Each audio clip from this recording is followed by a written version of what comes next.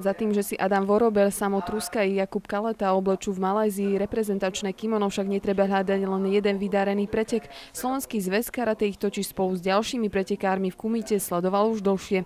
A hoci Adam so Samom mali miesto v nominácii relatívne isté už skôr, Jakub sa do nej dostal až v hodine 12. Tak ja už som si myslel, že vlastne ani nepôjdem, takže keď som sa dozvedel, že vlastne do tej Malajzie idem, tak bol to pre mňa dosť šok a bol som milo prekvapený.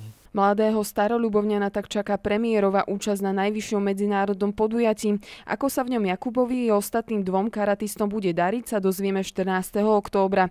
V Malajzii to však budú mať chlapci mimoriadne ťažké. Za každú krajinu štartuje jeden pretekár.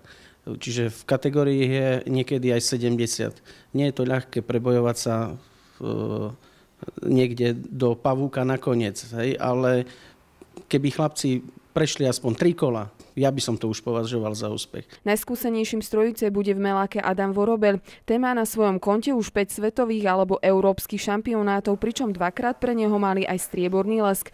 Jedna z otázok tak pochopiteľne znela, či sa opäť plánuje vrátiť s nejakým cenným kolom vo vrecku. Určite je to sen asi každého, ale myslím si, že konkurencia je tam veľmi vysoká a bude to dosť náročné.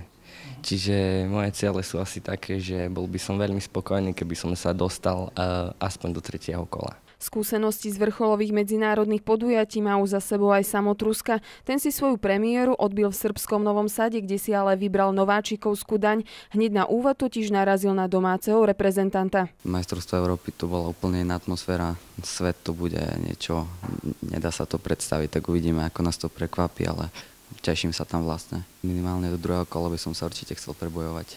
No a ciele 3. z juniorov? Dokázať čo najviac. Uvidíme, ako sa to podarí a dám zo seba všetko, čo je v mojich silách. A keby náhodou sa pritrafila medaila? Tak to by som asi padol na zadok.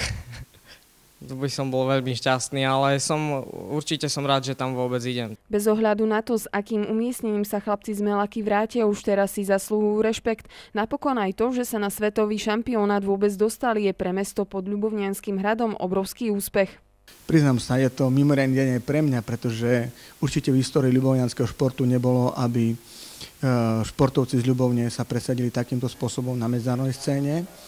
A ak si pomyslíme, že z kategórie 5 reprezentantov Slovenska, ktorí idú na majstrovstvá sveta do Malajzie, 3 sú do Starej Ľubovne, je to nevydaný úspech. Myslím si, že nebude problém oceniť ich nejakým mimoriadnym spôsobom.